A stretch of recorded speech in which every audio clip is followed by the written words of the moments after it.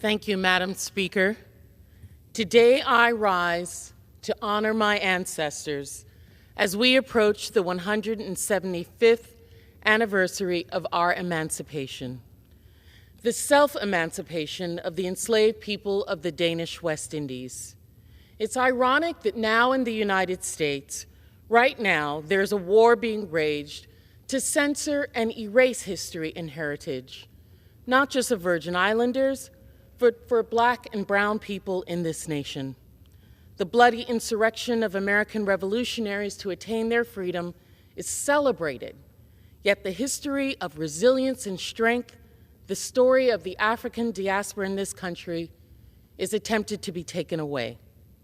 Shackled and bound, over 120,000 of my ancestors, men, women, and children, were stolen and trafficked from the shores of Africa to the islands of St. Croix, St. Thomas, and St. John in the Danish West Indies, now known as the Virgin Islands of the United States.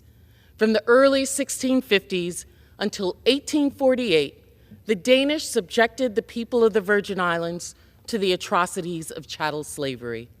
Forgotten today, the Danes were notorious for having some of the most grueling and inhumane conditions in the Caribbean. Under these conditions and the watchful eye of the Danish, the people resolved to mobilize and seize their freedom. On July 3rd, 1848, 9,000 enslaved and freed people on the island of St. Croix collected en masse at Fort Frederick and demanded their immediate and indefinite liberation. Under the superior leadership of Moses General Butho Gottlieb, they had coordinated, strategized, and executed a plan for freedom. Overcome by the people, the Danish surrendered by the declaration of the Danish governor.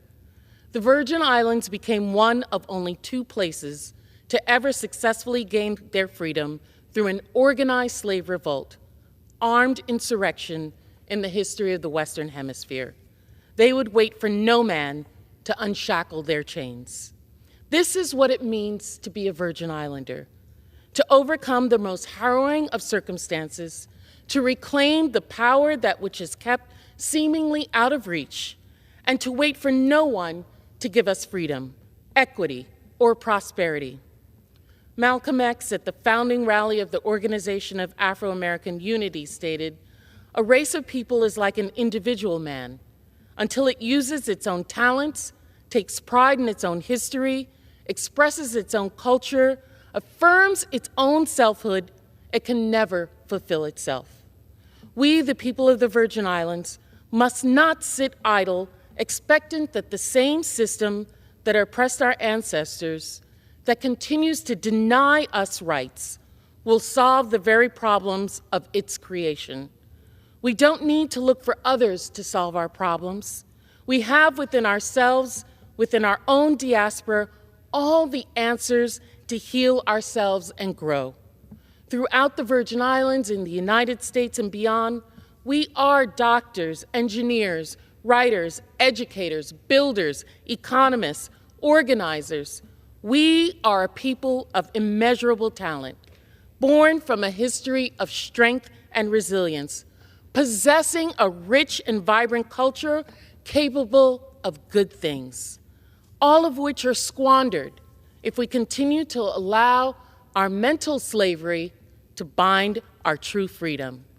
We may have the scars of countless injustices, but Virgin Islanders, we also have the blood of our ancestors that organized and were willing to give up all for freedom, a self-definition and their own determination of their lives. 175 years ago, our ancestors abandoned their sense of I and adopted we. Through ingenuity, bravery, and unity, they rejected the brutal reality forced on them and reclaimed the power to manifest a present and future of their will and their creation. We are heroes of our own story. This is from which we are born. It is in our blood to rise. I yield back.